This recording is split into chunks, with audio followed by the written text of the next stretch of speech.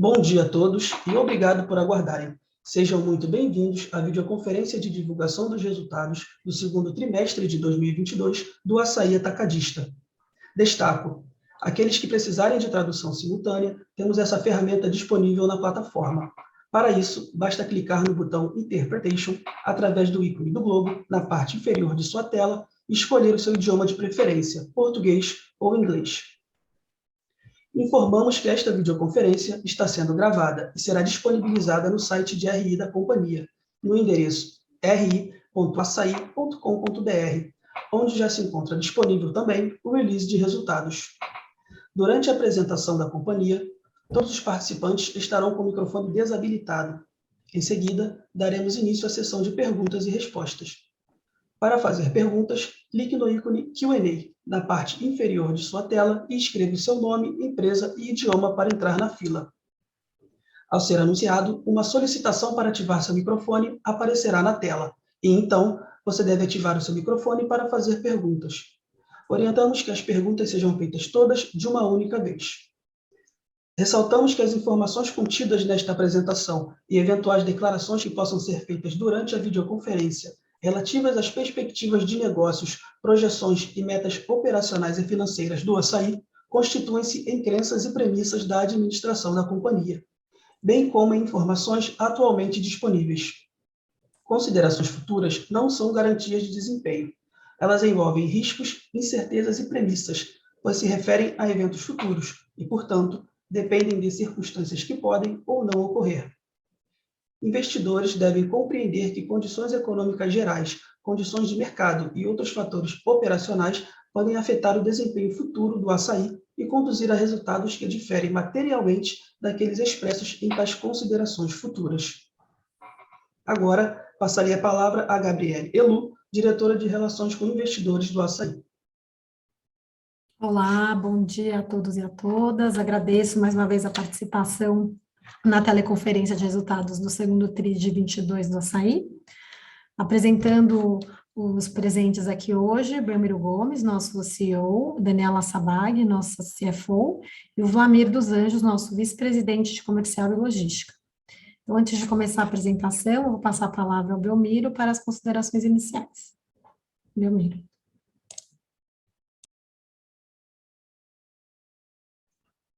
Obrigado, Gabi.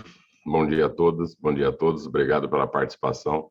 Espero que as informações a gente possa transmitir, seja proveito para demonstrar o momento da companhia e bem como os resultados do segundo trimestre. O segundo trimestre ele veio acima até da nossa expectativa, ele veio dentro em linha da trajetória histórica do Açaí, que é apresentar altas taxas de crescimento com a combinação muito saudável de resultado e evolução. O volume de venda no segundo trimestre ele alcança um patamar muito forte de 14,5 bi, um salto expressivo em relação ao ano anterior, de 10,9, que é o que nós tínhamos faturado no segundo trimestre de 2021. Esse aumento, esse incremento de 3,6 bilhões de reais, onde a companhia praticamente mais do que dobra a venda nos últimos 3 anos, ele veio de uma combinação de uma série de fatores. Ele vem, primeiro, do aumento de fluxo que a gente registrou dentro do parque mesmo as lojas no segundo trimestre. Os efeitos menores das restrições da pandemia têm feito com que o público voltado de food service, um público muito histórico e tradicional do Açaí, ele venha voltando a fazer o seu abastecimento. Então, o fluxo em lojas, mesmo as lojas, ele foi de 5% positivo dentro agora do segundo trimestre. O fluxo na base total, juntando com as lojas, com as aberturas feitas, ele foi superior a 22%. Nós ultrapassamos uma barreira de mais de 50 milhões de tickets dentro desse segundo trimestre. Fora isso, a gente tem um desempenho muito forte do parque das novas lojas do Açaí. A expansão ela tem sido extremamente assertiva, assim como foram nos anos anteriores, nas safras anteriores. As 33 lojas abertas nos últimos 12 meses, elas tiveram uma representatividade de mais de 18%, fazendo com que o crescimento total da companhia, como vocês já viram nos números, ficasse em 33%, mesmo com as fortes bases de crescimento obtidas nos últimos anos. Isso fez com que o açaí continue ganhando share dentro da nossa base total, ganhando participação do mercado, totaliza um volume de vendas superior a 50 bilhões de reais nos últimos 12 meses, e quando a gente olha do parque de lojas aberto agora até junho de 2022, anualiza-se uma venda de 60 bilhões de reais. Ou seja, dentro dessa venda ainda não contempla nenhuma contribuição de nenhuma das lojas oriundas da aquisição do Extra. A gente vai falar um pouco mais para frente. Nós inauguramos já as 2 primeiras lojas, a primeira loja na terça-feira, e agora há pouco nosso time lá em Campina Grande inaugurou a segunda unidade do açaí, oriunda do projeto dessa última safra de lojas que foram adquiridas do Extra Hiper. Então, isso mantém a companhia, tanto os números apresentados no segundo trimestre e os números do que tem das expectativas das inaugurações dentro do guidance que nós tínhamos sinalizado, de um faturamento total de 100 bilhões de reais em 2024. Mesmo com essa forte taxa de crescimento, mesmo com a contribuição do parque de expansão, a companhia, na nossa visão, ela conseguiu encontrar uma combinação extremamente saudável entre crescimento, resultado e expansão. Então, com isso, o EBITDA, apesar que nós tínhamos sinalizado uma possibilidade até de trabalhar com nível de menor de EBITDA dentro agora do primeiro semestre, mas a estratégia, a dinâmica comercial e uma série de outras ações que o nosso vice-presidente Wlamir vai detalhar um pouco mais à frente, fez com que o EBITDA ainda vem em termos extremamente positivo, muito estável em relação ao ano passado, né? Um incremento de EBITDA próximo ao incremento de venda, quase na casa de 30%, chegando a 978 milhões de reais. Tem uma evolução muito forte, sequencial, em relação ao primeiro trimestre, ajudado pela diluição de despesa, ajudado por essa volta do cliente food service, mas principalmente pelo aumento de fluxo em loja, então, onde a gente tem uma evolução de 0,8 em relação ao primeiro trimestre de 2022, junto com uma disciplina muito forte de despesa. Daniela depois vai destacar um pouco mais a questão dos resultados financeiros, mas com isso, mesmo a companhia estando num forte momento de investimento, dado o projeto que foi feito, dado o movimento extremamente importante e os investimentos necessários para a conversão do parque de lojas do Extra, o lucro líquido da companhia chega a 2,319 milhões dentro do segundo trimestre desse ano. E aí, para detalhar um pouco mais e até trazer uma novidade interessante que a gente tem aí pela frente, vou passar a palavra para o Wlamir, nosso VP Comercial e Logístico. Obrigado, Belmiro. Bom dia a todas e a todos. Acho que para contribuir aí com vocês, né, acho que falar um pouquinho desse trimestre. Esse trimestre foi um trimestre extraordinário em termos de venda e de dinâmica comercial, né? A gente tem uma consistência muito forte na nossa estratégia, isso se repetiu pelos 3 meses, né? Abril, maio e junho, é uma característica do açaí, né? Essa normalidade, né? A gente não tem picos de venda, o chamado high-low, a gente tem muita consistência na evolução e no acompanhamento do mês a mês. A gente tem um acirramento muito forte, né, da competitividade nesse ano, desde o início do ano, dado o cenário macroeconômico, mas a gente tem conseguido calibrar tanto venda quanto competitividade. Isso fez a gente crescer em mais de 30% no trimestre. E tinha até uma dúvida, uma preocupação do mercado, né, que, como vocês estão vendo aí na imagem, a gente adicionou em boa parte das lojas, não só nas novas, mas nas lojas já abertas, né, serviços e novas categorias. Era até um pouco de questionamento do mercado, que a preocupação que com a adição de serviços e ampliação de sortimento, que a gente poderia ter um impacto em despesa. Muito pelo contrário, a gente teve uma redução nas nossas despesas, que a Dani vai detalhá-las na ordem de 60 bips nesse trimestre. Parte dessa diluição vem dessa dinâmica comercial mais forte, mais agressiva. 50% dessa redução de despesas vem por diluição e 50% vem por práticas e redução de despesas, seja com viagens, seja com serviços de terceiros, enfim, várias iniciativas em todas as áreas da companhia, olhando para a questão de despesa. A gente já se preparou para o ano de 2022, sabendo que a despesa seria um tema bastante relevante, dado a inflação em todos os setores e nas despesas também isso ia acabar ocorrendo. A gente já entrou o ano, vamos dizer assim, com uma questão, uma disciplina muito forte, e a gente conseguiu fazer uma combinação de vendas, ajuste nas despesas, sem perder a eficiência operacional e a qualidade no atendimento. Eu acho que a combinação desses fatores fez com que a gente tivesse um trimestre brilhante em termos de venda, de EBITDA e despesa. Acho que a combinação foi muito boa. Pode mudar, Gabi, por favor? Falando um pouquinho da questão do digital, né, vamos dizer assim, do Last Mile. Primeiro, falando um pouquinho do Last Mile, a gente iniciou há 9 meses a nossa operação, como já dito anteriormente.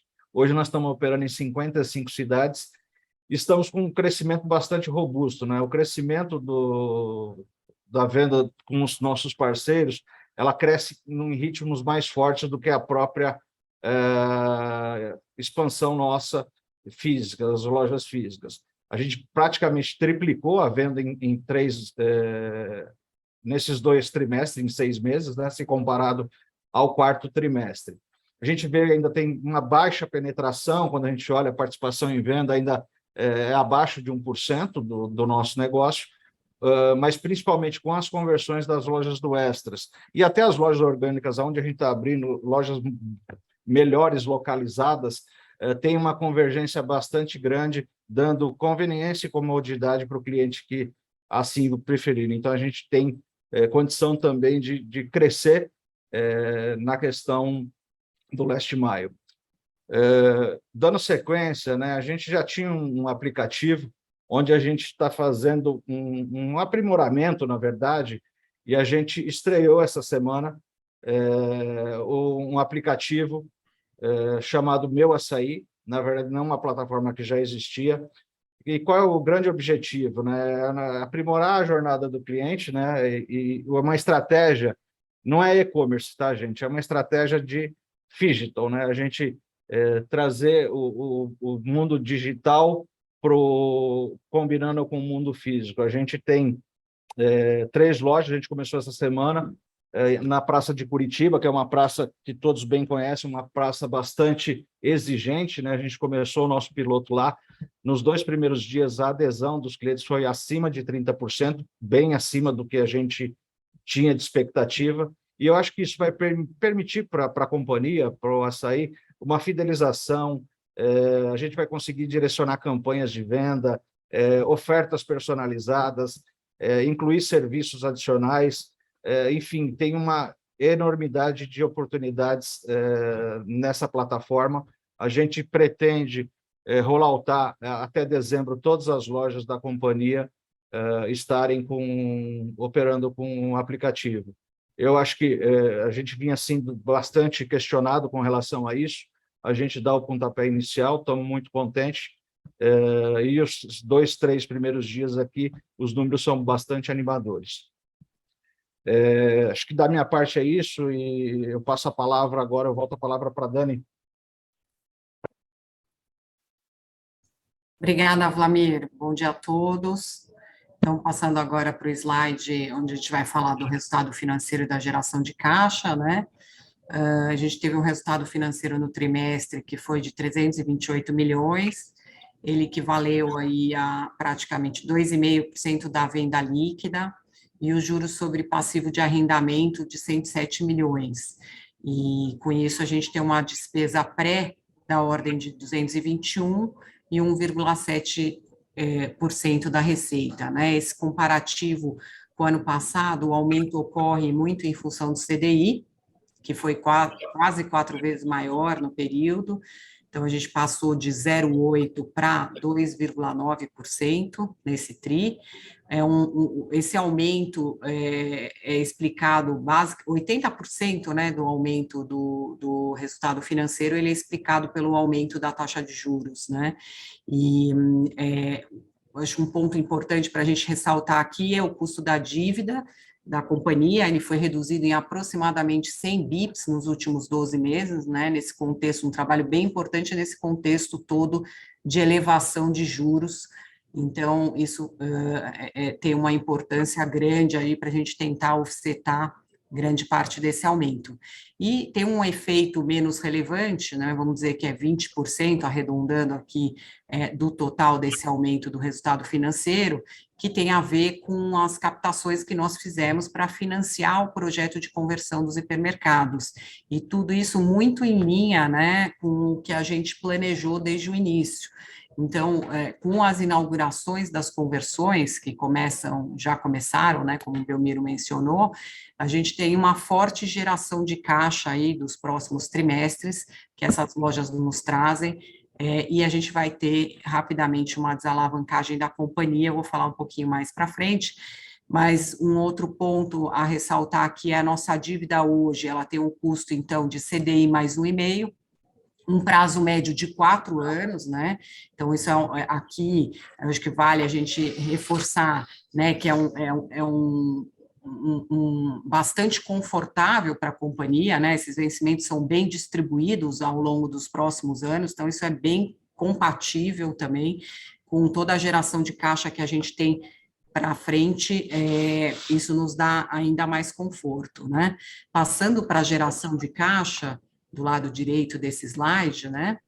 É importante aqui a gente falar de uma geração de quase 3 bi, um crescimento, né, dos últimos 12 meses de 1 bi, né, então um crescimento bem relevante. Como vocês sabem, a companhia é altamente geradora de caixa e a gente tem uma conversão em caixa muito relevante também, né, 90% do nosso EBITDA se transforma em caixa. Então, aqui a gente também traz uma leitura, né, se a gente soma essas duas linhas, investimento e pagamentos dos pontos comerciais que a gente adquiriu dos hipermercados, a gente soma aqui 4,6 bi, o equivalente a 1,6 vezes o nosso EBITDA, né, então essa variação da dívida aqui no período é justamente esse investimento, né, então a nossa alavancagem aí finaliza o trimestre em 2,7 vezes. De novo, né, esse patamar está muito dentro do que a gente estimou, muito de acordo com as projeções para o projeto Extra, e ele cai rapidamente, né, essa alavancagem nossa cai rapidamente à medida que ocorrem as inaugurações de loja. Então, essa geração vai fortalecer ainda mais a companhia, né, pela qualidade, pelos pontos privilegiados, e essa alavancagem, no fim, vai acabar acontecendo até de uma forma antecipada, a gente pode falar até o final de 2023. Acho que a gente pode passar para o próximo slide, que é do lucro, alguns comentários, né, então, como consequência de tudo que já foi apresentado, né, o nosso lucro líquido no trimestre atingiu 319 milhões, um crescimento de 21% versus o ano passado, e quase 50% em relação ao primeiro TRI de 22, né, uma margem de 2,4%, e no semestre o nosso lucro ultrapassa aí o R$500 milhão. É um resultado que reflete um pouco de tudo que a gente já falou até agora na apresentação, né, mas uma dinâmica de vendas que foi extraordinária, uma forte alavancagem operacional, com diluição e controle da despesa que o Wlamir ressaltou, e tudo isso foi essencial, né, dado todo o contexto inflacionário e alta de juros. Então, agora eu volto a palavra para o Belmiro, para contar um pouco mais sobre o status da nossa expansão. Vamos lá. Obrigado, Dani.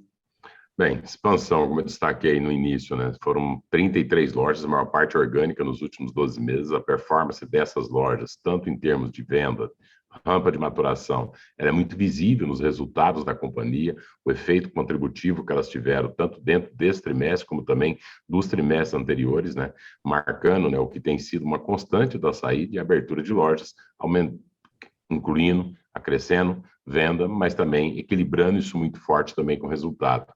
Né, no segundo trimestre, agora, a gente rompeu a barreira de 1 milhão de metros quadrados de área de venda, um patamar importante, um simbolismo importante, boa parte com lojas construídas. Queria agradecer muito o nosso time que está à frente desse projeto, né, não somente do projeto das conversões, mas todas as lojas novas, né, cada uma dessas unidades, elas são quase como uma empresa.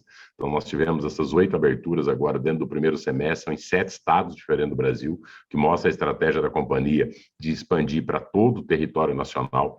tem 3 lojas aí dentro de capital, tem entrada dentro de Betim, nossa primeira unidade numa cidade muito importante da região de Belo Horizonte, a unidade Teixeira de Freitas, bela unidade de Ribeirão Preto, nossa primeira loja do modelo novo nessa cidade, dentro de São Paulo, Barris, que fica dentro do Centro Histórico de Salvador, a 4ª loja em Belém, Petrolina, que fica ali na divisa com Juazeiro, Nossa Senhora do Socorro, perto da Grande Aracaju, e a 2ª unidade de Porto Velho. Falando um pouco mais sobre expansão, para passar para o próximo slide, nós iniciamos, como eu falei no início, né, do qual, o projeto de conversão das lojas do Extra. Então, dentro do que a gente tinha trazido de informação para o mercado, a companhia está cumprindo o cronograma. Então, as primeiras unidades que nós tínhamos sinalizado, né, por volta de julho e agosto, ocorreram já as 2 primeiras aberturas. Vocês veem do lado esquerdo da tela, a grande unidade de Ceilândia, dentro do Distrito Federal. A abertura ocorreu na terça-feira, uma loja gigantesca, uma bela loja. Foram menos de 100 dias de obra, foi uma das obras mais rápidas que nós tivemos para poder fazer execução, abastecimento. A unidade performou excepcionalmente nos primeiros dias, da mesma forma que é a expectativa desse parque de lojas que vão ser transformadas daqui para frente. Como são lojas, como a gente já destacou em várias outras oportunidades, a maior parte das lojas oriundas do Extra Hiper, elas estão dentro de capitais ou regiões metropolitanas. São lojas em termos de estrutura física, capacidade de estocagem, metragem de área de venda, vagas de estacionamento e principalmente público no entorno, elas estão em regiões extremamente adensadas, né? Tanto que a performance esperada para cada, em média, de cada uma dessas lojas, é mais de 50%, 60%, 70% em relação a uma loja orgânica. Hoje de manhã, há pouco, nosso time lá, né, o Leão e o Claudemir fizeram a inauguração da 2ª unidade, que é a unidade de Campina Grande, lá na Paraíba, e vamos seguir agora um cronograma muito forte de inauguração. O segundo semestre do Açaí vai ser marcado por um cronograma extremamente forte de abertura. Pode passar o próximo slide. Nesse momento, para que vocês tenham uma ideia, nós temos 50 obras rodando ao mesmo tempo em todo o Brasil. Então, isso significa aproximadamente só de pessoal em obra, em torno de 12 mil pessoas trabalhando nos processos, seja de fundação, em todo o processo que vai de troca de piso, instalação de equipamento e toda a remodelagem necessária para você transformar um imóvel que era para um hipermercado para uma operação de atacado, que isso implica em mudanças não somente na estrutura do imóvel, na estrutura do piso, para poder conseguir ter o porta-pallet de estocagem em loja, mas também a instalação de equipamento de câmara fria, o outro modelo de comunicação visual. O Vladimir já destacou, né, que parte dessas lojas a gente vem com uma mudança, a imagem que vocês veem mesmo, Ceilândia, vocês veem um empório de frios, a adição, a ampliação de sortimento e a oferta de novos serviços também faz parte de uma evolução do modelo e uma adaptação do modelo de atacado para o público-alvo que você tem dentro dessas regiões, com os resultados que têm sido extremamente até acima do planejado que nós tínhamos feito, conforme vai sendo feito as alterações do modelo. Então, nós temos os 61 hipermercados para conversão, 20 conversões vão ser realizadas agora dentro do terceiro trimestre de 2022 e devemos inaugurar 40 lojas até dezembro. Então, na medida que essas lojas entram, Dani destacou sobre a questão da alavancagem da companhia, os investimentos necessários para a conversão fez com que a companhia tivesse um aumento de alavancagem, mas é um processo de conversão, de tanto a alavancagem como o processo de conversão, ele tem começo, tem meio, tem fim. Na medida que as lojas reabrem com a forte geração de caixa, que é notório tanto do modelo de negócio como histórico do Açaí, a gente tem uma queda nessa curva de alavancagem muito rápida. Então, há um esforço gigantesco do nosso time. Vou aproveitar a oportunidade para agradecer a todo o time envolvido, não somente o nosso, mas também uma série de empresas parceiras que estão nesse projeto junto para tocar essas 50 obras que elas estão acontecendo hoje em 15 estados, em 14 estados e mais no Distrito Federal e em estados distintos do Brasil. Da parte de expansão é isso. Acho que depois, dentro do qual a gente deve ter um pouco mais de pergunta, mas o recado que a companhia quer transmitir, dentro do planejado. Todos os que nós planejamos, desde a aquisição dos pontos do Extra Hiper, tanto do ponto de vista de execução de obra, de capacidade de abertura de loja, segue dentro ou até um pouco melhor do que o planejado. Em termos de mercado, também, momento, na nossa visão, vou falar um pouco depois, na hora que falar a parte de ESG, momento, né, econômico, ele também acho que vai estar muito favorável para esse período de abertura agora dentro do segundo semestre. Terminando um pouco, para falar um pouco sobre ESG, o time comemorou muito, nós recebemos uma certificação do selo da GPTW, da Great Place to Work, que indica das melhores empresas para se trabalhar.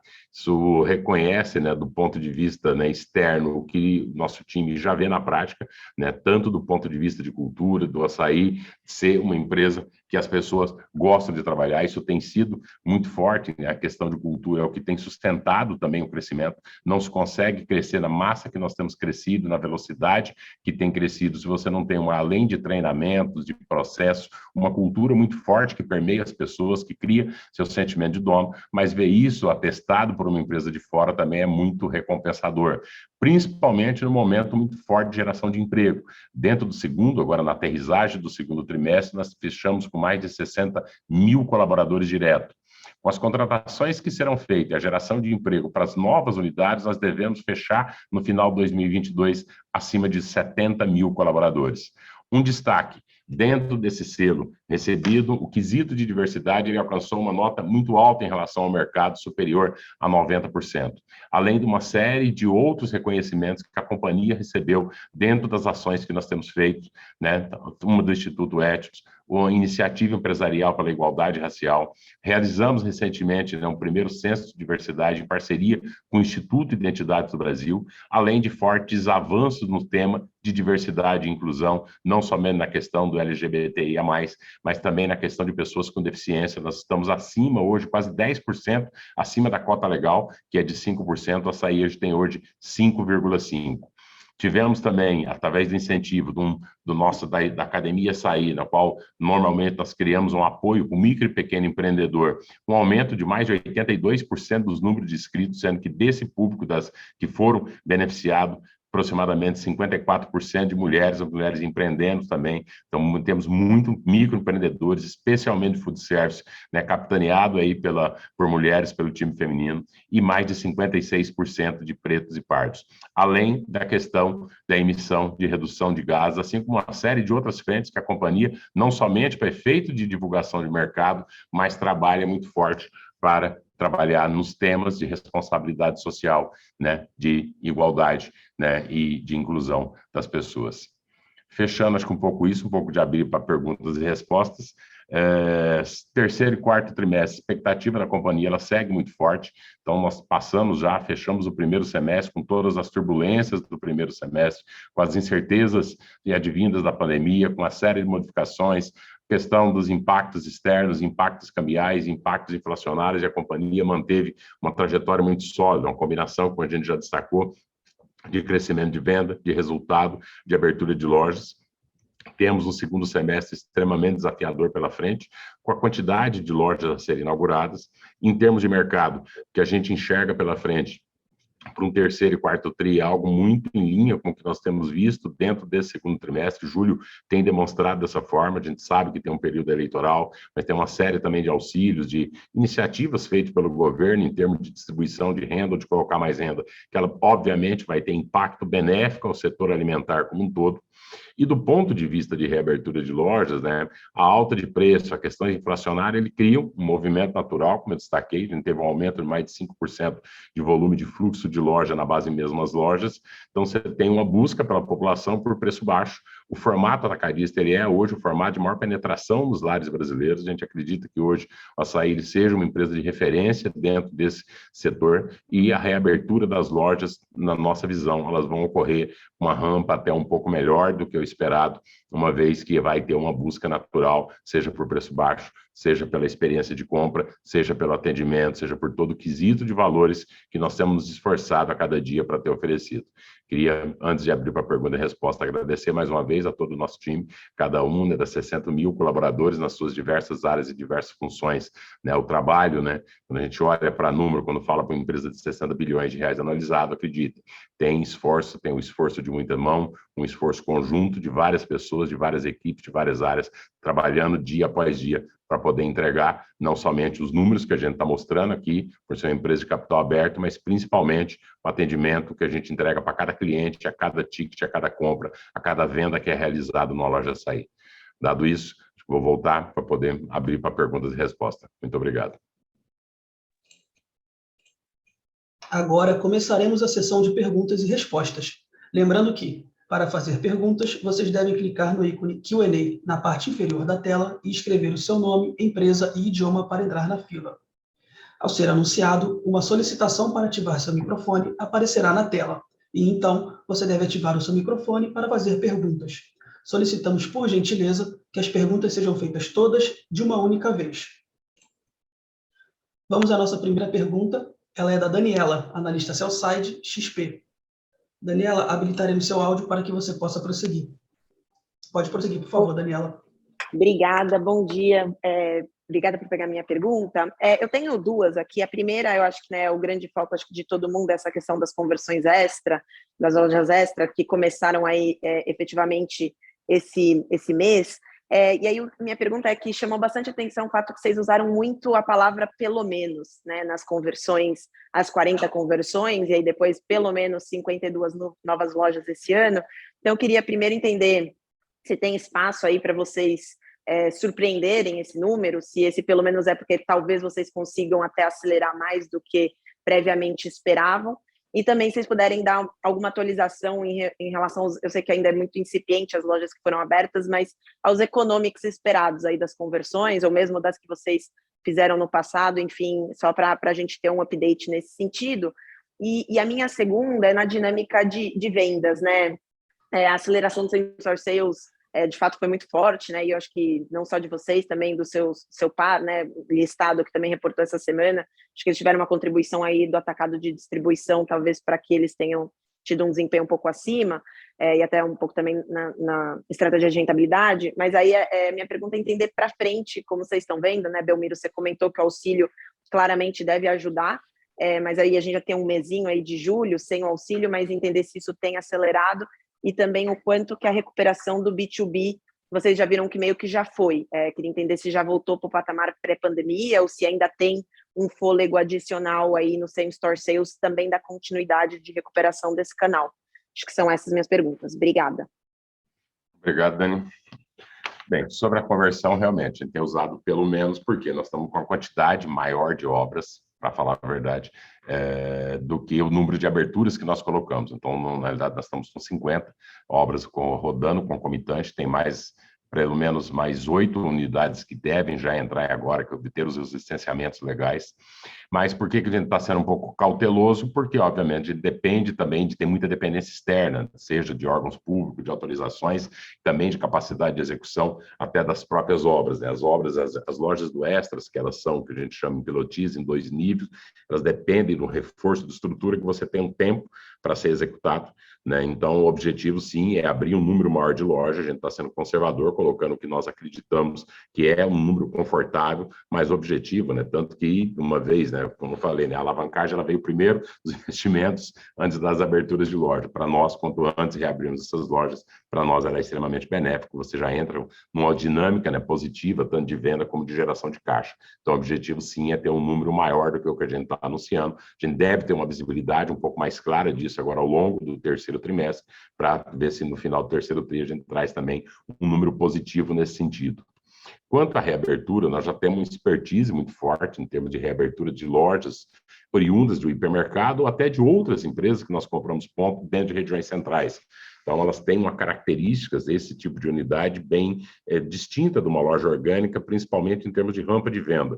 Até por estratégia, mesmo nas orgânicas, a Açaí ele tem uma estratégia de nós sempre tentamos abrir ela com o maior volume possível de venda, mesmo que a gente atenda um pouco mais de PJ de regiões distantes, mesmo que isso impacte muitas vezes uma curva depois de rampa dela no público de PJ. Então, e as lojas oriundas do hipermercado, elas mais forte ainda. Então, as expectativas delas são muito positivas. Elas, normalmente, a rampa, seja em termos de venda ou mesmo de margem, de lojas em regiões adensadas, e boa parte dessas lojas elas estão em região que você não tem uma outra oferta de uma outra atacarejo ou de outro cash and care, principalmente no padrão de loja que nós estamos abrindo dentro desse momento, né, elas são bem positivas. Então, dos números do que a gente destacou no início do projeto, quando a gente fez o BP do projeto, se hoje tivesse, eles são ajustes para cima do que para baixo. Obviamente que ainda é muito cedo, nós acabamos de inaugurar a primeira loja, a segunda loja agora que foi hoje, mas para você ter uma ideia, né, essa projeção, por exemplo, da unidade de Ceilândia, se for pegar por base o primeiro dia, ela estima já um faturamento em torno de 4 vezes a 4 vezes e meia do que faturava anteriormente, mesmo já corrigindo os números pela inflação. Então, a gente destacaria os números nesse sentido. Quanto à segunda parte, que foi a questão mesmo das lojas, você tocou num ponto importante, né? Acho que precisaria, comparável, comparar mesmas lojas com mesmas lojas e não mesmos atacados com mesmos atacados. Né? No Açaí, nós não temos operação do atacado de distribuição ou atacado de balcão, que é onde você consegue, dado o PJ, se você reduzir margem, e aí você vai queimar uma quantidade muito grande de margem, fazer um volume de venda alto, mas é uma venda que não te gera recorrência. Então, estrategicamente, nós estamos direcionados para atender bem o consumidor final, o público de food service, o público utilizador, que é um público de recorrência. Atendemos também muito forte o público transformador, o público revendedor, mas grandes vendas de volume, as lojas até muitas vezes nem teriam condição de fazer. Se a gente olhar a venda por metro quadrado, que é um dos maiores indicadores, está chegando a R$5.000 por metro quadrado, já considerando, próximo a 5.000, considerando a expansão. Quando você vai para o parque de loja madura, isso dá quase 5,5 mil reais e 500 por metro quadrado. Isso é um número muito acima de se você olhar para os outros players de mercado. Então, o que a gente viu no segundo trimestre, a gente tem um evento que aconteceu numa empresa que leva na base dos atacados, né, um volume muito alto de venda, mas isso pode, muitas vezes, uma estratégia dessa, cada companhia tem a sua estratégia, acabar deixando um pouco de falta de fôlego, né, em termos de margem e competitividade, principalmente para as novas lojas. Né? E na base de loja é onde, sim, que a gente investe, porque, na nossa visão, esse é o público que você fideliza. Esse é o público que vai comprar com você esse mês, vai comprar o mês que vem, é o restaurante que vai vir aqui toda semana. Então, essa é a competitividade que, de fato, a gente olha, e isso fica visível quando você olha e compara não somente, né, o indicador mesmo as lojas, mas a combinação do indicador de venda total e, principalmente, o de rentabilidade. Aí, quando fizer essa combinação, acredito que cada companhia tem a sua estratégia, não existe estratégia certa nem estratégia muitas vezes, né? Talvez pode ter melhor ou pior, né? Mas acredito que a estratégia que nós usamos, e até por ter somente a operação de atacado de autosserviço, ela foi uma estratégia extremamente assertiva na combinação desses 3 fatores, Dani. Não sei se eu respondi a tua pergunta. Respondeu super. Obrigada, Belmiro. Parabéns aí pelo resultado, para você e a companhia. Continuando, a próxima pergunta é do Luiz Felipe, analista Sell-Side, BTG. Luiz, habilitaremos seu áudio para que você possa prosseguir. Pode prosseguir, por favor, Luiz. Bom dia a todos, bom dia, Belmiro, Dani, Gabi. Eu tenho 2 perguntas aqui do nosso lado, tá? Eu acho que a primeira pergunta, só tirando uma dúvida específica, tá? Da questão da capitalização dos juros. Eu entendo que tem um efeito ali pontual, né? Até pelo fato, né, de você estar com as lojas, grande parte das lojas ainda fechada, né, não operando. Então, se vocês pudessem comentar um pouco para a gente como é que seria o cronograma, né, dessa capitalização ao longo dos próximos tris, né, se isso deveria reduzir ao longo do tempo. Essa é a primeira pergunta. E aí uma segunda pergunta, Belmiro, né, você comentou, eu acho que a pergunta da Dani também se referiu um pouco a isso, tá? A gente está vendo um cenário para cash and carry no Brasil, até com esse cenário inflacionário ainda muito alto, que é bastante favorável para a migração para o formato, né? O formato ele já ganhou muito share ao longo dos anos, em cima desse trade down também, e a gente tem visto isso agora. A minha pergunta é a seguinte, né? Com as conversões, né, que a gente vai ver ao longo dos próximos tris, você acha que tem espaço para upside em alguma das estimativas, né, que vocês tinham há 6 meses atrás, quando o cash and carry ele estava numa situação boa, porém uma situação menos favorável do que a gente vê agora? São essas 2 perguntas, pessoal. Obrigado. Obrigado, Luiz. Acho que ao contrário, vou responder a última e depois passar para a Dani para ela falar sobre a questão da capitalização, que tem uma curva para isso. Como você bem destacou, o cenário é realmente favorável para o formato atacadista, né? Ou seja, a gente sempre gosta de destacar, e aí não somente, acho que, né, o açaí tem sido, acho que talvez até o que tem puxado um pouco o mercado, porque não é só, hoje, quando a gente olha, não é somente por preço, né? O preço, óbvio que ele é mais importante, então nós temos feito mudanças do modelo, o Vladimir falou na fala dele, mas as mudanças que nós temos feito e os ajustes para se adequar àquela população do entorno para o perfil de renda, nós temos tomado uma cautela para que isso não suba custos operacionais. Então a gente tem conseguido manter os custos operacionais, eles ficarem 9% dentro agora desse segundo trimestre, e isso faz com que você consiga manter uma margem, né, menor, mesmo hoje tendo uma experiência de compra muito mais atrativa para o cliente. A experiência de compra, a nossa visão, para o consumidor final principalmente, ela é uma experiência comparável, melhor, até melhor do que o próprio mercado, do que ele pretende, seja em termos de iluminação de loja, de amplitude de sortimento. Então, isso tem sido feito e fez com que o canal conseguisse migrar a quantidade de clientes que nós temos conseguido. Porque você tem uma ideia, quando se soma todo o parque, nós atendemos em média 3 milhões a mais de clientes por mês nesse ano, somente em relação ao ano passado. Então, sim, o que a gente vê nesse momento é uma conjuntura até mais favorável do que nós vimos no ano passado. Então, óbvio que também, quando você olha para um aumento de preço, né, que teve no setor no alimento, não somente no Brasil, mas no mundo como um todo, isso cria, né, mesmo na população que tem um pouco mais de renda, ela fala, eu preciso economizar. Então, a busca por uma compra mais barata, a busca por comprar o mesmo produto, então ela acaba seguindo, a gente vê esse movimento hoje em todas as classes sociais do Brasil. Então, dependendo da loja, quando você faz a modificação que necessária, que nós fizemos nessa loja, mesmo o público de alta renda, ele tem aderido forte ao modelo. Então, a gente vê, sim, espaço, por isso que eu falei, já destaquei algumas vezes, né, que se olhasse as premissas do projeto, quando foi idealizado a aquisição das lojas do Extra Hiper, elas estariam, né, de mantidas para cima. Então, a gente vê, obviamente, nós vamos ser cautelosos antes de ter as aberturas, de ver o que de fato elas realizam, né? Mas a expectativa pela expertise que a gente tem, experiência que a gente tem no mercado, ela sim, tem espaço para melhoria, assim como você bem, a tua leitura, acho que está totalmente correta. E aí vou passar para a Dani para ela falar um pouco sobre a capitalização. Só antes de passar, Luiz, ficou claro essa primeira resposta? Está super claro, Belmiro. Obrigado. O Belmiro, antes de passar para a Dani, só gostaria de adicionar um dado que eu acho que é importante. Viu, Luiz? Eu estou com um dado da Nielsen aqui, para você ter uma ideia, o Cash and Care, aí é o mercado moderno, tá? Onde inclui varejo, Cash and Care mais farma. A importância do Cash and Care, no início de janeiro, era 36% a importância do canal.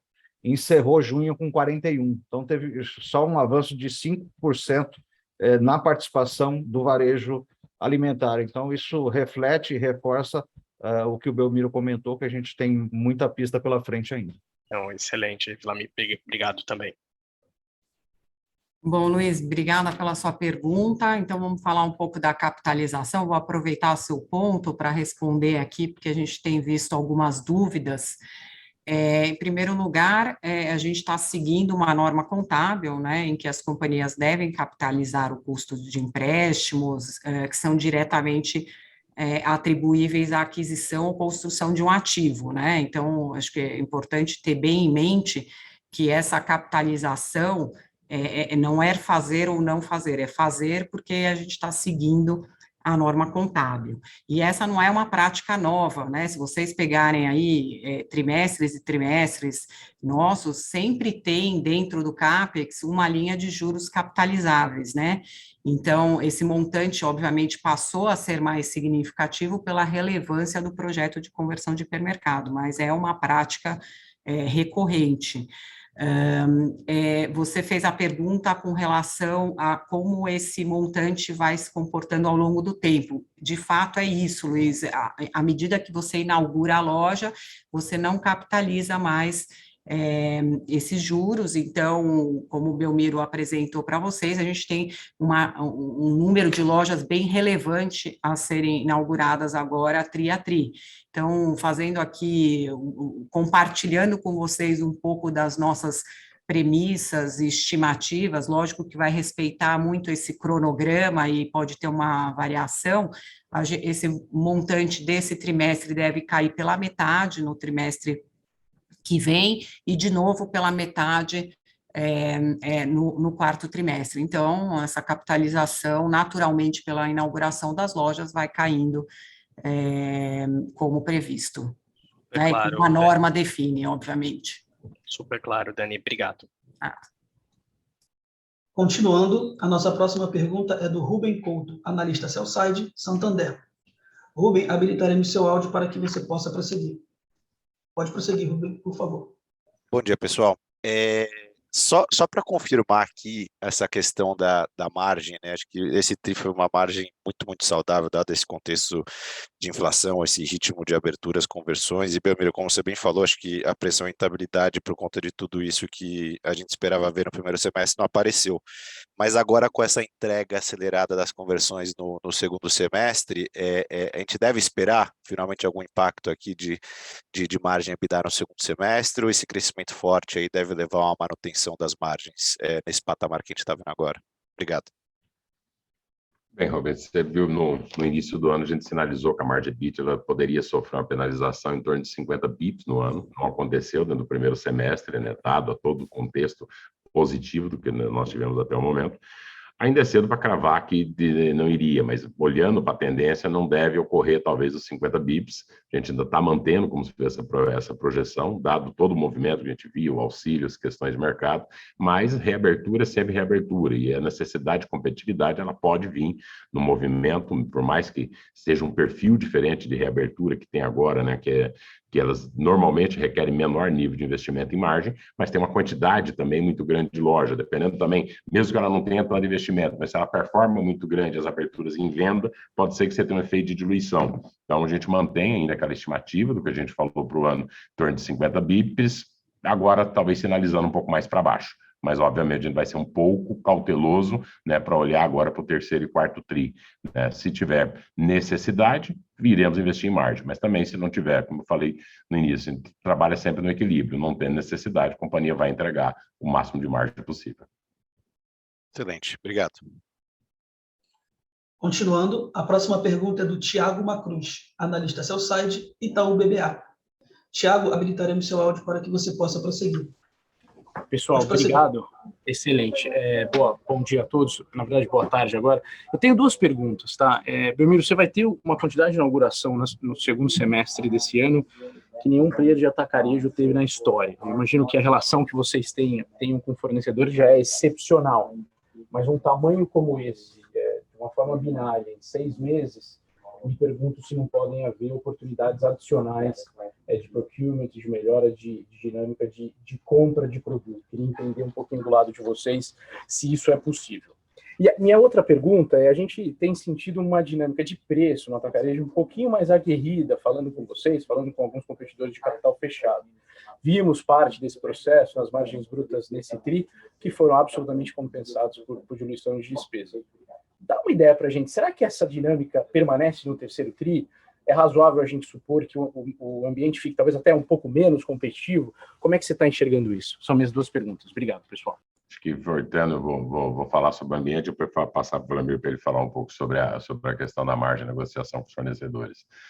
Acho que assim, a competição, ela sempre, né, ela acabou tendo bem forte dentro do primeiro e do segundo trimestre, mas parte, por exemplo, no nosso caso da diluição de margem, tem a ver muito mais a ver com o peso da representatividade da expansão, que foi de 18%, é quase um quinto da venda feita nas 33 lojas recém-abertas, então você gera um efeito de diluição do LB, do mesmo jeito que também, como elas performaram melhor, a gente teve menos impacto em despesa do que teve em termos de representatividade nos outros anos. A gente tem que estar atento sempre à competitividade, difícil dizer, mas assim, a gente não vê, pelo menos, cenário com todo o movimento que tem visto no mercado, mesmo com as injeções de auxílio, mesmo como que está se comportando a economia, né, algum cenário muito diferente do que talvez a gente tenha olhado agora dentro desse segundo do trimestre. E aí talvez você tenha um pouco mais, né, você fez uma leitura correta, é possível até que o terceiro e quarto TRI ele tenha um menor nível, uma atividade de competição talvez menor do que nós vimos agora dentro do segundo trimestre, uma vez que também os resultados de boa parte dos operadores que estão, né, dentro do mercado, olhando para o canil, se tem nos monitorado, todo mundo acabou também tendo um segundo trimestre muito forte, então isso deve naturalmente levar, né, uma cautela maior antes de fazer uma queda muito abrupta de preço. E há no nosso setor uma outra questão. Também, como a gente está passando ainda por um período de inflação muito alta, né, se você não faz uma correção também do teu preço, né, no caso da venda para o cliente comerciante, você pode acabar perdendo muitas vezes estoque, porque também esses clientes eles têm capacidade de compra, né, a elasticidade dele é muito alta. Então, olhando para o terceiro e quarto TRI, a gente vê um cenário estável de margem em relação praticada agora no primeiro e segundo TRI desse ano. Perfeito. Tiago, continuando, obrigado pela pergunta. Falando um pouco sobre os fornecedores, né? A gente tem, sim, uma um ótimo relacionamento com os nossos parceiros, enfim. E quando a gente olha para a questão, acho que talvez a maior preocupação nossa, a gente está num processo inflacionário, né, já tem desde de 2020, e isso torna as negociações um pouco mais difíceis, né, os reajustes de preço. Então, assim, a gente não é o primeiro, e não gosta de ser o primeiro, a dar má notícia para o cliente com aumento de preço. Então, tem uma negociação um pouco mais pesada, mas a gente tem uma estrutura e uma forma de poder capitanear também as oportunidades de compra que vão aparecendo nesse movimento inflacionário. Nossas centrais de compra, elas são descentralizadas, a gente tem escritórios espalhados no Brasil inteiro, até para poder também capturar as oportunidades regionais, não só aqui nos grandes centros. E o que a gente tem feito, até para suportar essa expansão que a gente vai ter pela frente, é um planejamento muito forte. Quando foi em março, a gente reuniu praticamente todos os nossos fornecedores, a maior parte, os mais representativos, para falar do nosso plano de expansão e para que eles se preparassem, dado ao cenário de ainda algumas indústrias e algumas cadeias com falta de produto, para que a gente tivesse a manutenção dos nossos estoques de forma sadia e competitiva. Então, assim, essa relação ela é muito, muito próxima e a gente está tranquilo com relação a isso. Só como eu falei, está um pouco mais tenso, dada essa questão de pressão inflacionária, como já aconteceu em outras épocas no Brasil, mas está sob controle. Não sei se responde a sua pergunta. Respondeu, está super claro, pessoal. Muito obrigado pelas respostas. Continuando, a próxima pergunta é do Felipe, analista Sell-Side, HSBC. Felipe, habilitaremos seu áudio para que você possa prosseguir. Pode prosseguir, por favor, Felipe. Muito obrigado. Bom dia a todos. Bom, minha pergunta sobre preço e margem acho que já foi respondida, então acho que vou passar para o lado digital. O Wlamir comentou na apresentação sobre as novas funcionalidades e me parece que a estratégia é bem focada em desconto, né, em preço. Então, vocês poderiam passar uma ideia da estratégia do digital? É ser mais agressivo em preço comparado com a loja, comparado com os competidores da região dessas lojas? Então, nesse sentido, eu queria entender a estratégia do digital. E isso ainda sobre as lojas convertidas, além da introdução de áreas com serviços, né, como vocês mostraram, como frios, açougue, tem um espaço, tem espaço para criar uma área dedicada para o e-commerce, para o melhor serviço para esses consumidores? Entendo que o parque de lojas atual, o espaço é muito limitado, né, de área de vendas, mas essas novas lojas têm um espaço muito maior. Então, entender se tem alguma estratégia nesse sentido. Obrigado. Obrigado, Felipe, pela pergunta. Bem, voltando para deixar a questão digital, né, a gente já tinha destacado, né, que no caso do açaí, quando estavam como GPA, fazia muito sentido, né, a gente competir, seja com o próprio Extra, com o Pão de Açúcar no universo digital. A gente fez os primeiros movimentos, como o Wlamir colocou, que é a questão do Last Mile, mas o objetivo do app, do novo app que ele vem agora, é o que o mercado tem chamado de digital, que é você dar experiências digitais mantendo o cliente também na loja física. E ele não se limita, né? Embora, óbvio, vai ter um apelo muito grande para a questão de desconto, preço, lançamento de produto da indústria e outras coisas que até a indústria tem interesse, mas também há um interesse nosso, principalmente na questão da segmentação. Há uma série de experiências, a gente vai fazer agora esse piloto, a gente deve trazer um pouco mais de detalhe ao longo do terceiro tri, mas tem bastante coisa interessante dentro dele, juntando o que a gente tem, e o mercado tem visto, né, que seriam as experiências digitais em relação ao mundo físico, né, seja muitas vezes até no próprio serviço, né, seja você poder agendar alguma coisa mesmo em loja. Então tem algumas inovações, algumas coisas bem interessantes que vem dentro desse app. Para as lojas convertidas, sim, dada a localização delas e o tamanho de lojas que tem, você tem espaço para explorar um retiro em loja, você tem espaço para explorar algumas outras coisas que hoje o parque de lojas, ou ele não tinha condição de ser feito, ou a região também onde essas lojas estão localizadas não tinha essa demanda que a gente vê dentro das regiões agora de maior poder aquisitivo. Então, vem sim, o objetivo nesse momento, a companhia está muito focada para fazer a reabertura das lojas do modelo tradicional que a gente opera, mas vem uma onda, sim, dentro de adaptação e de outros serviços para o cliente, no que faz parte dentro desse universo digital. A leitura está correta, sim, Felipe. Perfeito, muito obrigado, Belmiro. Continuando, a próxima pergunta é do João Soares, analista Sell-Side, Citi. João, habilitaremos seu áudio para que você possa prosseguir. Pode prosseguir, João, por favor. Obrigado, boa tarde, pessoal. Duas perguntas rápidas aqui do nosso lado. A primeira é em relação à questão dos serviços, né? Se você puder, Belmiro, dar um pouco mais de granularidade regional, né? Onde você está tendo que fazer mais, né, ofertar mais serviços, onde vai ter mais ampliação do sortimento, entender um pouco, né, dinâmica competitiva, vocês falaram bastante, mas dá um pouco mais de granularidade regional, onde você está tendo que fazer mais ajustes. Essa é a primeira pergunta. A segunda, que acho que é para a Dani, ouvir um pouco mais sobre alavancagem, né? Dado esse investimento maior que a gente está vendo, tem 50, né, como vocês falaram, tem 50 obras já em andamento, né? Entender como que fica. Ainda tem o dinheiro também do fundo de real estate, né? Que vocês vão receber. Então, entender como fica a alavancagem para o final do ano, expectativa um pouco aqui, se fica alguma coisa alterada. Obrigado. Obrigado, João. A questão dos serviços, ele não tem, por incrível que pareça, não está ligado a uma região específica do Brasil e talvez mais a regiões dentro das próprias, até das capitais, onde as lojas estão localizadas, né? Então, obviamente, a gente tem uma tendência maior de ampliar sortimento conforme você está numa região onde você tem um entorno populacional de maior poder aquisitivo, dependendo da massa também até de comércios que muitas vezes tem ali em volta. Tanto que isso, o serviço, por exemplo, de adição de açougue, ou de fatiamento, ilha de vinhos e uma série de outras coisas que foram colocadas, eles estão sendo feitos em todas as regiões do Brasil.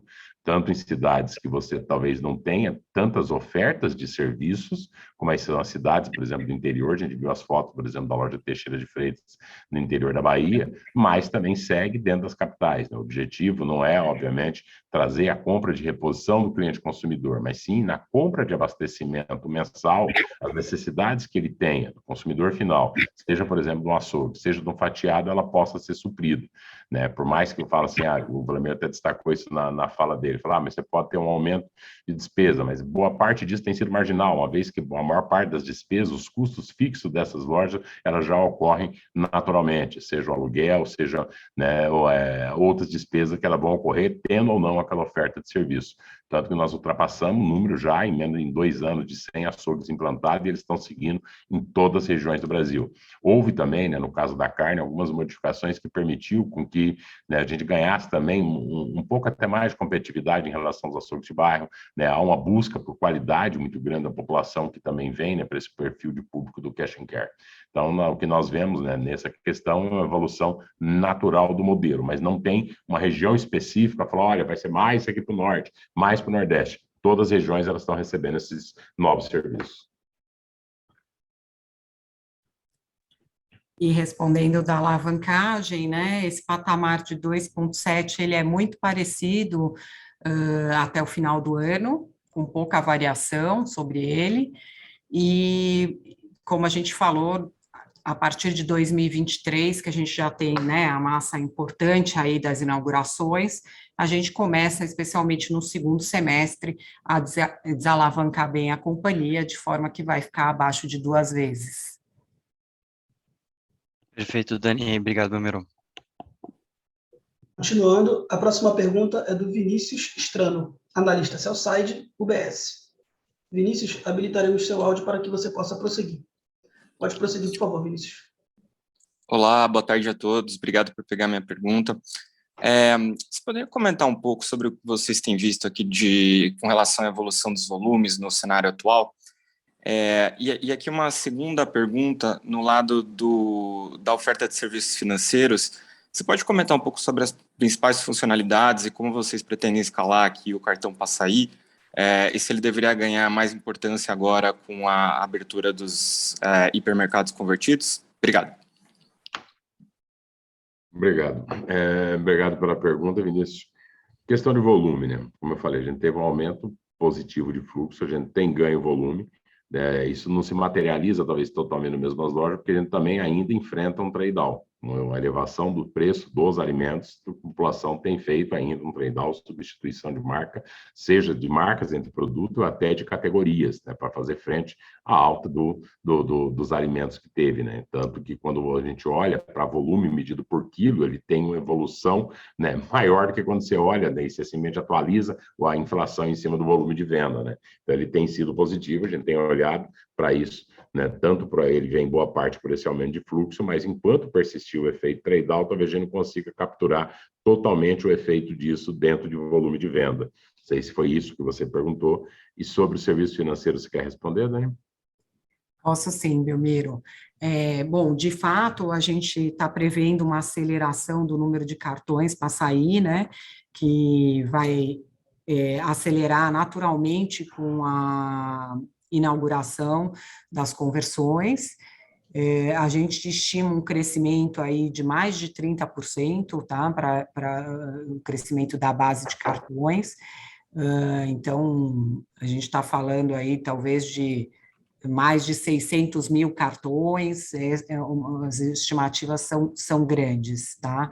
Então, com isso, lógico que a FIC teve um crescimento, aproveitando para ressaltar, nesse trimestre, o nosso crescimento na FIC, o faturamento, né, foi acima de 20%, então é um crescimento bem expressivo, e o cartão só vai ajudar essa aceleração.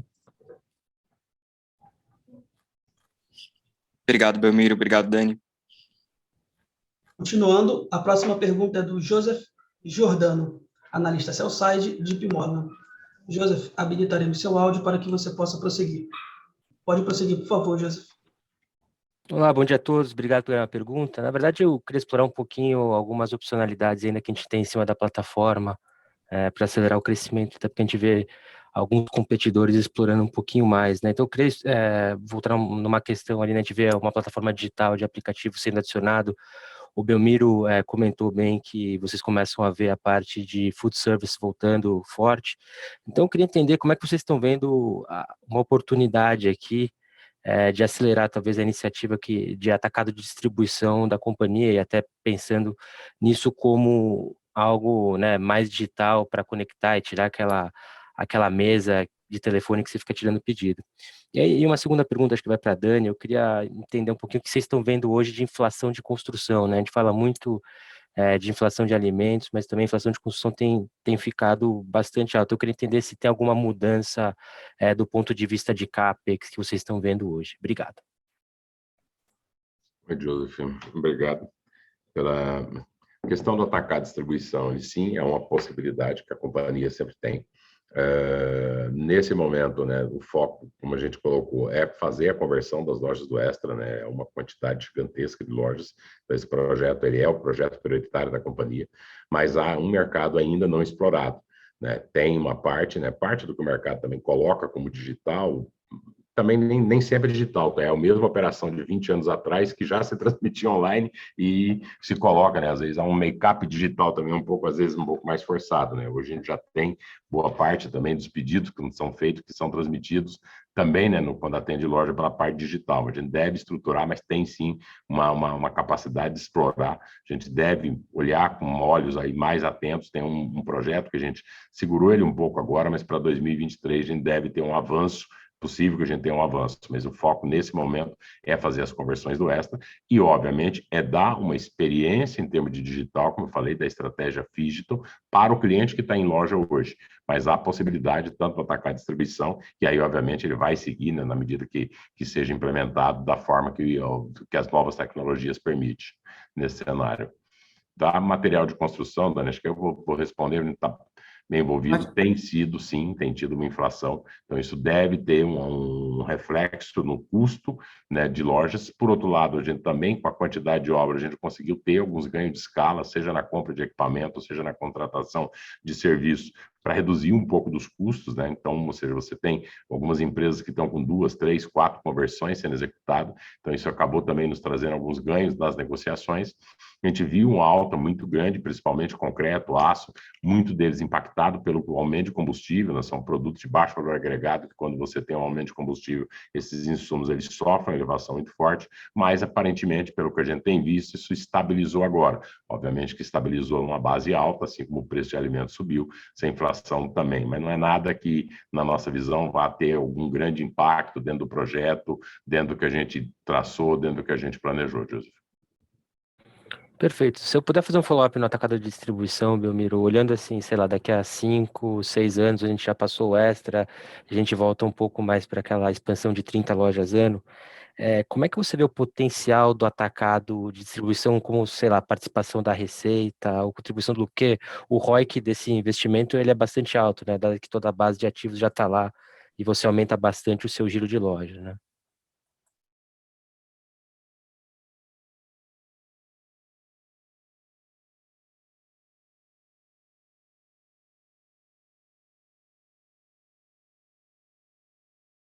Transporte, tanto como atacado de distribuição, na maior parte ele não opera com produtos perecíveis ou produtos, por exemplo, as commodities ou produtos de baixo valor agregado. Então, a linha de produtos vendidos, ela vem se modificando, ela vem reduzindo. Possivelmente agora ela começa a ter uma estabilização, tanto que o mesmo cliente que compra do atacado de autosserviço, ele compra também do atacado de distribuição. Mas o atacado de distribuição, por exemplo, normalmente não entrega arroz, não vai entregar óleo de soja, não vai entregar farinha. Por quê? Porque o custo de transporte para o atacado de distribuição, ele eliminaria, né, no custo logístico praticamente toda a margem obtida, né? O mercado também de distribuição, ele é um mercado voltado 100% em preço. Você tem um cliente que está 30 anos comprando, por exemplo, um atacadista, amanhã tem um outro vendedor de um outro atacado, oferecendo o mesmo produto no nível de preço, esse cliente muda rapidamente, ele muda totalmente e passa a comprar desse outro atacado. Então, é um mercado transacional por preço. Então, na nossa estratégia, a gente não enxergou o que a gente chama de janela de oportunidade, diferente de loja e pontos comerciais, que você quer ser sempre o primeiro, estar numa localização, fidelizar os clientes do entorno, o atacado de distribuição, ele ter entrado há 3 anos atrás, 1 ano atrás, há 4 anos atrás, ou entrar o ano que vem, ele não tem muita modificação, para falar a verdade. Então, a estratégia que a companhia adotou foi, primeiro, está vendo o mapa do Brasil aqui nas minhas costas, né, colocar unidades em todo o território nacional. Uma vez criada a estrutura, sim, cria-se uma possibilidade. Então, esse projeto ele vai acontecer, como nós fizemos agora esse movimento do Extra. Esse movimento tomou a prioridade, por motivos óbvios, mas tem sim uma alavanca aí pela frente. É difícil cravar quanto que seria, né, em termos de participação. Mas por quê? Porque quando você olha para a participação total, muitas vezes ela pode falar, mas ela não é tão representativa, né? Mas quando você olha para algumas categorias de produto, principalmente um produto não perecível de alto valor agregado, ela pode ser um bem contributiva. A gente tem visto que o mercado, né, dependendo do player, chega a operar aí com 10%, 15%, 20% na parte da distribuição.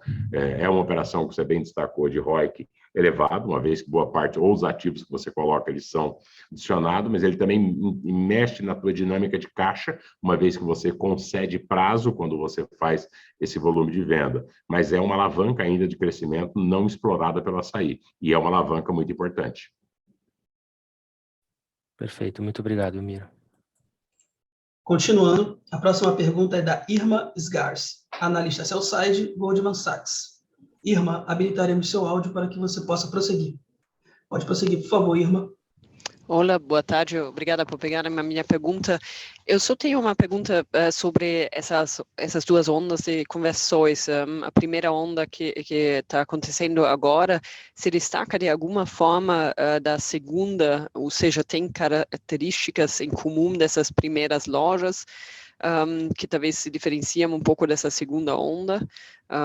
E também em relação com essas conversões, obviamente realmente um projeto enorme e parabéns já pelos primeiros passos.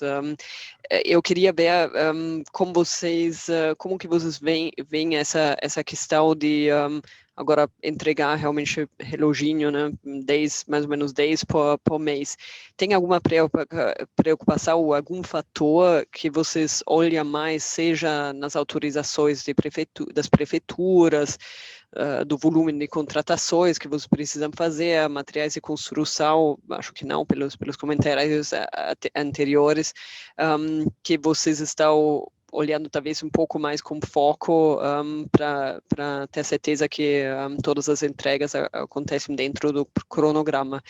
E a terceira pergunta, só para confirmar, as outras lojas, mais ou menos 30 lojas, se não me engano, que vão vir em 2023, como que está o cronograma para essas lojas? Eu tinha mais ou menos início, primeiro tri na minha cabeça, mas queria confirmar isso. Irmão, obrigado pela pergunta. Assim, normalmente a primeira onda ela deveria, né? Você fala assim, é óbvio que seria as de melhores vendas, melhor rampa, mas infelizmente não é possível, né? Tem um equilíbrio aí entre seja a obtenção das licenças e o processo de execução, né?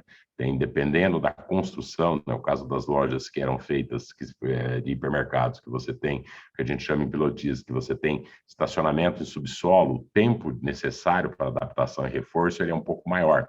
Dependendo da região também onde ela está inserida, né? Dependendo da vizinhança, você também tem horários de trabalho que você pode ser executado.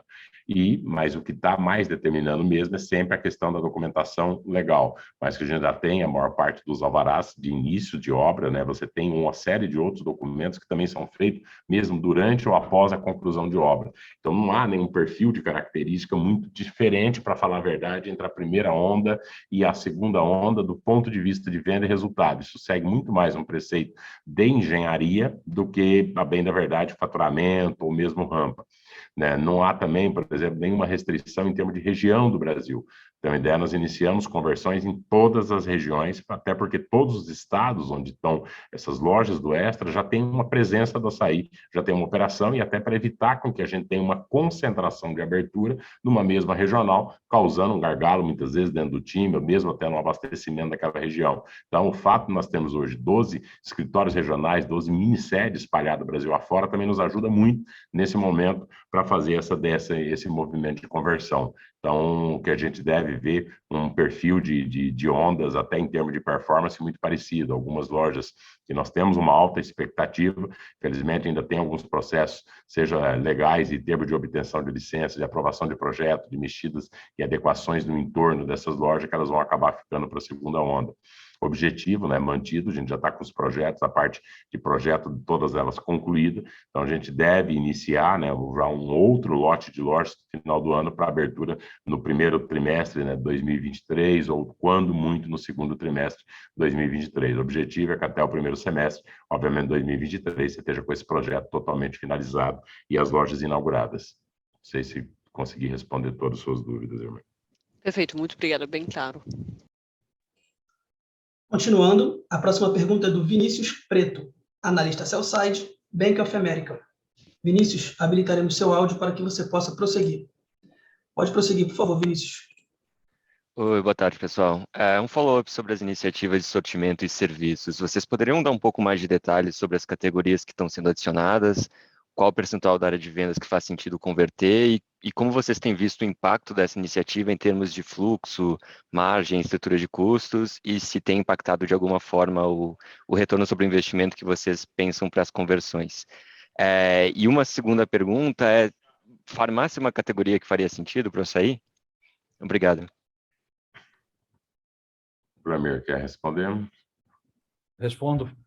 Obrigado, Vinícius, pela pergunta. Na verdade, a questão do sortimento, a gente tem uma preocupação, né? A gente não quer transformar a nossa loja num hipermercado, né? Até por questões de manter custos operacionais. Então, assim, a gente tem desenvolvido algumas categorias, principalmente na parte de bebidas e na parte de mercearia, e também na parte de higiene pessoal, onde a gente tem a oportunidade de ampliar sortimento. Isso não é uma regra que vale para todas as lojas, a gente não está adicionando mais área de venda para isso, né, nas lojas já existentes. Nesse parque que vem de conversões de hipermercado, a gente já tem perímetros maiores de loja, onde permite a gente trabalhar ou ampliar a capacidade de exposição desses setores. Mas a gente tem tomado bastante cuidado para que a gente não passe do limite.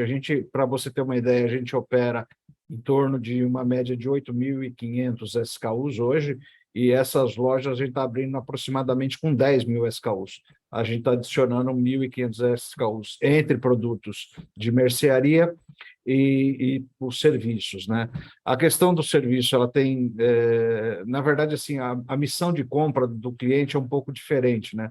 Isso deixa a gente bastante confortável. O cliente, via de regra, ele não vai até o açaí para comprar carne, por exemplo. Ele vai ao açaí fazer a compra dele de abastecimento e, anteriormente, antes de a gente oferecer serviço, ele se dirigia a um varejo, ou um açougue de bairro, ou até um concorrente que operava com açougue para fazer essa compra. Então, assim, na verdade, a gente captura ele no momento da compra. Então, assim, tem uma missão diferente. Eu acho que a gente tem conseguido fazer uma combinação de uma melhor experiência de compra para o consumidor. No caso dos serviços, a gente também consegue atender o B2B, os restaurantes, principalmente na parte de açougue, acabam comprando a gente porque temos produto de qualidade com preço justo e você oferece o serviço de fatiamento, então a gente tem conseguido melhorar sortimento. Isso não vale para todas as lojas, tem coisas que são diferentes por regiões do Brasil, a gente vai adaptando, mas isso é um movimento que vem, e com essas lojas de hipermercado vai abrir muita oportunidade. A princípio, a gente, nesse momento, queremos abrir as lojas, e aí, com o passar do tempo, a gente vai vendo o perfil de cada região, de cada loja, e se a gente entender que tem potencial e capacidade para aumentar esse sortimento, passando de 10 mil SKUs, sem comprometer o nosso custo operacional, a gente vai fazê-lo. Mas, por enquanto, assim, o objetivo é bem esse que eu comentei. Não sei se respondi a sua pergunta, Vinícius. Acho que, se você puder complementar, vocês têm observado algum tipo de aumento de fluxo em função dessas novas categorias até o momento? Sim, na verdade, o fluxo aumenta. Por exemplo, uma categoria como pneu, né? O cliente ele não vai à nossa loja fazer compra e falar, eu decido comprar pneu. Então, algumas categorias você traz clientes novos, sim. Outros, você aproveita o fluxo já existente, a migração entre canais, e oferece mais sortimento para esse cliente, aumentando a cesta. Então, assim, acho que tem uma combinação de coisas. Tem aumento de fluxo pela inserção de categorias e tem aumento de compra dos clientes que já estavam na loja. Então, acho que é uma combinação dos dois fatores. Mas aumenta o fluxo, sim. Ok. E a última era sobre farmácia, se é uma categoria que faz sentido vocês adicionarem. Não, no momento não faz sentido. E talvez possa complementar, né? A gente tem ideia, na conversão das lojas, nós teremos várias lojas com galeria. Preferível alugar um imóvel para uma farmácia, né, para ter como complementar do que querer entrar nesse setor. Intenção, zero. Tá claro. Muito obrigado, pessoal. Continuando, a próxima pergunta é do Andrew Ruben, analista sell-side, Morgan Stanley. Andrew, habilitaremos seu áudio para que você possa prosseguir. Pode prosseguir, por favor, Andrew. Thanks very much for the question. You mentioned food service customers coming back to the stores. Do you have a sense of where that segment is versus pre-pandemic levels? And also if there's any other types of customers you'd call out where you still see room for a post-pandemic sales recovery? Thanks very much.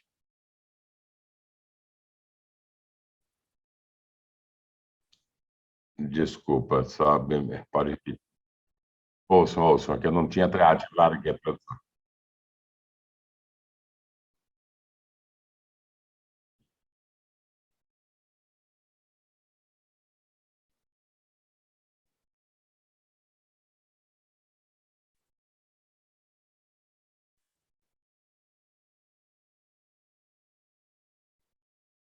Tem o cliente do food service, né, a gente já registra, né, uma volta, mas ainda não está no nível pré-pandemia, uma vez que, infelizmente, né, durante o período fechado, né, você tem, quem tem ido em restaurante tem visto, a maioria dos restaurantes tem tido cheio, mas fechou muita gente também ainda durante, né, o período da pandemia. Então, a gente acredita ainda que tem uma possibilidade ainda de recuperação de volume dentro do food service.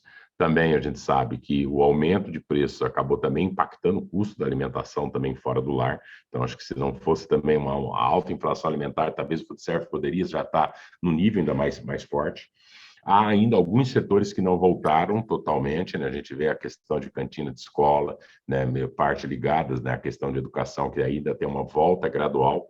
Os restaurantes do que a gente chama de perfil executivo, principalmente que ficavam em regiões próximas de escritório com home office, eles também acabaram sendo muito impactados. Ainda há uma incógnita, né? Se isso é algo que vai ser totalmente, né, duradouro, permanente, ou se também é temporário, mas a gente enxerga ainda alguns setores com possibilidade ainda de volta ainda no pós-pandemia. Muita coisa ligada mesmo à área escolar ou algumas outras atividades, né, de recreação que eram feitas, de encontro, de festa, de momentos festivos, que ainda tem espaço ainda pela frente para poder seguir. Então, a gente olha ainda o cenário, né, de diminuição da pandemia, aparentemente a gente está num nível, né, de estabilidade, ele ainda com possibilidade de recuperação, ainda com olhos positivos.